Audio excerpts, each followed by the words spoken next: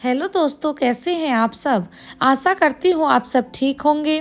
तो आइए सुनते हैं एक और कहानी, छोटे कपड़े वाली बहू की कहानी।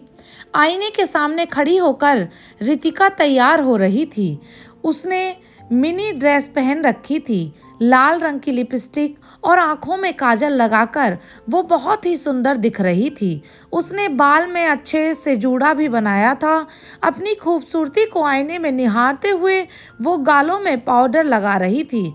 रितिका, थोड़ा टचअप और कर लेती हूँ, शादी में जाना है तो मेकअप तो थोड़ा हैवी होना चाहिए था, तभी तो लोगों की नज़र दूल्हा दुल्हन के अलावा मुझ पर भी पड़ेगी।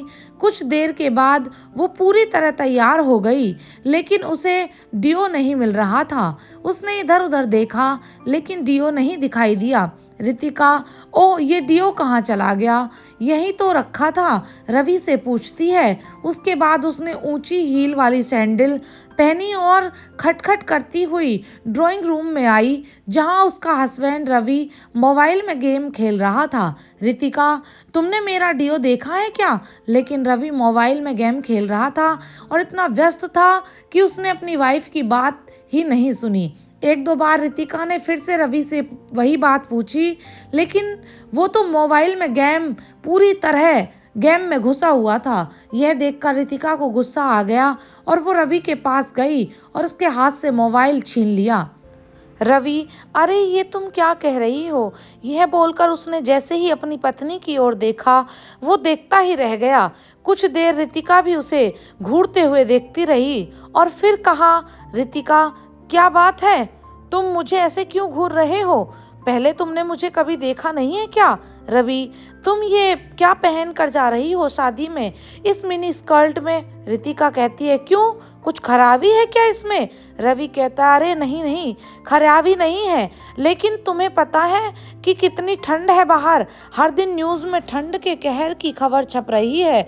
अगर तुम ऐसी ड्रेस में जाओगी तो लोग क्या कहेंगे? रितिका कहती है, शादी के पहले तो तुम बड़े मॉडर्न बनते थे, शादी के बाद तुम भी टिपिकल मर्द हो गए हो। अरे लोग क्या कहेंगे यह सोचकर मैं कपड़े पहनना छोड़ दूं क्या?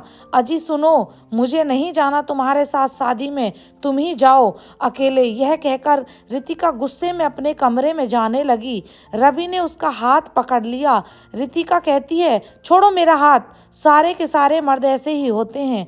शादी के पहले उनका अलग चेहरा होता है और शादी के बाद तो उन्हें लगता है कि जैसे औरतें बस उनके इशारों पर चलती रहें। वो चाहें औरतें वही करें, वो चाहें वही पहने, वो चाहें वही खाएं, वो चाहें जैसे वही औरतें जाएं। अरे आप लोग को पत्नी नहीं दासी चाहिए होती है। रवि कहता है, रितिका देखो, तुम बात को क्यों खींच रही हो? रितिका, मैं खींच रही हूँ, लो कर लो बात। शादी में क्या पहनूं क्या ना पहनूं ये अब आप डिसाइड करोगे क्या? रवि कहता है, मैं ये कह रहा हूँ कि मैं तुम्हारे कपड़े डिसाइड नहीं कर रहा, तुम्हें जो पहनना है पहनो, लेकिन तुम देख रही हो ना कितनी सर्दी है। अगर इतने छोटे कपड़ों में तुम बाहर जाओगी तो बीमार होने का डर है। रितिका, बीमार तो बहाना है रवि, तुम खुद नहीं चाहते कि मैं तुम्हारे साथ शादी में ऐसे कपड़े पहन कर जाऊं। रवि, नहीं आसना, ऐसा बिल्कुल नहीं है। तुम्हारा अगर मिनी ड्रेस में ही शादी अटेंड करने का मन है तो नो प्रॉब्लम, मुझे कोई दिक्कत नहीं है। रवि बात ज़्यादा बढ़ाना नहीं चाहता था, क्योंकि उसे पता था कि रितिका सुनेगी नहीं। रितिका मिनी ड्रेस में ही शादी में पहुंच गई। वहां सभी की नज़र उसी पर टिक गई। सभी उसे घूर घूर कर देख रहे थे। रवि को थोड़ा अजीब महसूस हो रहा था, लेकिन रितिका तो बहुत खुश थी। रितिका, देख रहे हो सभी मुझे कैसे घूर घूर कर देख रहे हैं, लगता है मैं कुछ ज़्यादा ही ब्यूटीफुल लग रही हूँ। और एक तुम थे जिसने घर पर कितनी नौटंकी की इन कपड़ों को लेकर। रवि ने रितिका की बातों का कोई जवाब नहीं दिया। उधर रवि के सामने तो नहीं, लेकिन उसका पीठ पीछे सभी रितिका के कपड़ों को लेकर बातें बना रहे थे। शर्मा, अरे यार, रवि की वाइफ को क्या हो गया? वर्मा, देख रहे हो ना कैसी ड्रेस पहनकर आई है? वर्मा, अच्छी तो है ड्रेस शर्मा। शर्मा कहता है, अरे ड्रेस तो अच्छी है, लेकिन इतनी सर्दी में कौन ऐसी ड्रेस पहनता है? गजब हाल है। वर्मा, अरे जिसने ऐसे कपड़े पहने हैं उसे सर्दी नहीं लग रही तो तुम क्यों अपना खून जला रहे हो?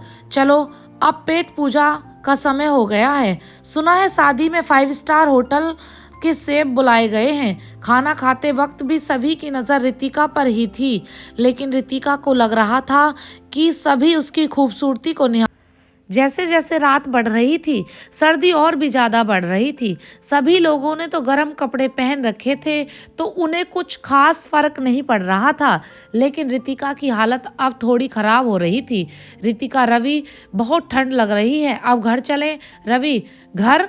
शादी देखनी नहीं क्या तुम्हें? रितिका, नहीं नहीं रवि, इतना पेशेंस नहीं है मुझ में। रवि और रितिका अपनी कार से घर वापस लौट आए। अगले दिन रितिका ने रवि को कांपते हुए जगाया। रितिका, रवि उठो उठो ना। क्या हुआ रितिका, तुम इस तरह कांप क्यों रही हो? रवि ने उसके सिर पर हाथ रखा तो वह तवे की तरह गर्म था। रवि, रितिका तुम्हें तो तेज बुखार है। रवि ने अपनी बात भी खत्म नहीं की थी कि रितिका ने कहा, रवि उल्टी उल्टी आ रही है, मुझे वॉशरूम ले चलो। रितिका को लगातार उल्टी हो रही थी, उसे दस्त भी लग गए थे। रितिका, रवि बहुत वीकनेस लग रही है, बहुत ही ज़्यादा। यह कहकर रितिका जमीन पर गिर पड़ी। उसे सांस लेने में भी अब दिक्कत हो रही थी। रवि, रितिका क्या हुआ तुम्हें? आंखें खोलो अपनी। रितिका का शरीर ठंडा होता जा रहा था।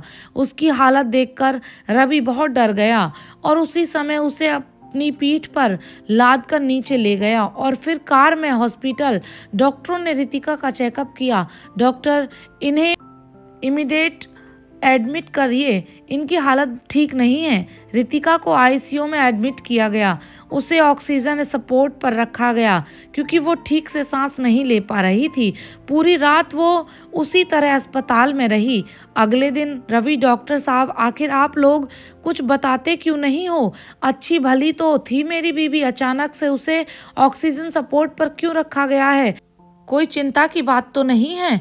डॉक्टर, हाँ हाँ चिंता की बात तो है। उनकी चेस्ट पूरी तरह से जाम हो गई है, सीवियर निमोनिया हो गया है उन्हें। उन्हें भयंकर ठंड लगी है। हम दवाई से चेस्ट क्लियर करने की कोशिश कर रहे हैं। अगर उससे हो गया तो ठीक है, नहीं तो हमें किसी और तरीके से चेस्ट का बलगम निकालना होगा। जब तक चेस्ट क्लियर नहीं होगा वो ठीक से सांस नहीं ले पाएगी। डॉक्टर की बात को सुनकर रवि का चेहरा पीला पड़ गया। उसे कल रात की सारी बात याद आ गई। रवि मन में, मैंने कितना मना किया था उसे, लेकिन उसने मेरी बात न मानी। ईश्वर, रितिका को ठीक कर दो। पूरी रात रवि रितिका के लिए भगवान से प्रार्थना करता रहा, लेकिन अगले 2 दिन तक रितिका की तबीयत में कोई सुधार नहीं आया। और तीसरे दिन की बात है, रात का समय था। रवि अस्पताल के बाहर बैठा हुआ था, उसे नींद आ रही थी। तभी डॉक्टर उसके पास आता है और उससे कहता है, आई एम सॉरी, हम आपकी पत्नी को नहीं बचा सके। डॉक्टर की ये बात सुनकर रवि की आंखों के आगे अंधेरा छा गया। वो भागा भागा आईसीयू में गया और वहां पत्नी लेटी हुई थी। रवि, रितिका, तुम मुझे ऐसे छोड़कर नहीं जा सकती। मैं तुम्हारे बिना कैसे जीऊँगा? प्लीज़ रितिका उठ जाओ, मेरी खातिर प्लीज़ उठ जाओ, मुझे इस तरह के सफ़र में अकेला छोड़कर मत जाओ। डॉक्टर, अब इस तरह चिल्ला क्यों रहे हो? रवि, डॉक्टर, मेरी पत्नी मर गई। डॉक्टर, ये क्या, आप क्या कर रहे हो? आपकी पत्नी अब खतरे से बाहर है। यही कहने तो मैं आया हूँ, आप उनसे मिल सकते हैं। रवि को अपने कानों पर विश्वास नहीं हो रहा था। रवि, इसका मतलब जो मैं सपना देख रहा था वो सपना था। हे भगवान, कितना बुरा सपना था वो भागकर आईसीयू में गया। रितिका अब होश में आ चुकी थी। उसने जैसे ही रवि को देखा वह जोर जोर से रोने लगी। Ritika, I am sorry Ravi, मैंने अपनी गलती के कारण तुम्हें बहुत परेशान किया ना। सॉरी, अब मैं कभी छोटे कपड़े नहीं पहनूंगी। रवि, नहीं रितिका, कपड़ों में बुराई नहीं है, बस हर कपड़े का एक समय होता है। अब स्विमिंग पूल में हम लुंगी पहन कर रहेंगे तो कितने फनी लगेंगे, क्यों है ना? रवि की बातों को सुनकर रितिका ने उसे मुस्कुराते हुए गले से लगा लिया। तो आशा करती हूँ दोस्तों आपको यह कहानी अच्छी लगी होगी, और अगर अच्छी लगी है तो मज़ेदार कहानियाँ सुनने के लिए हमारे चैनल को लाइक शेयर एंड सब्सक्राइब ज़रूर करें। Bye bye, take care.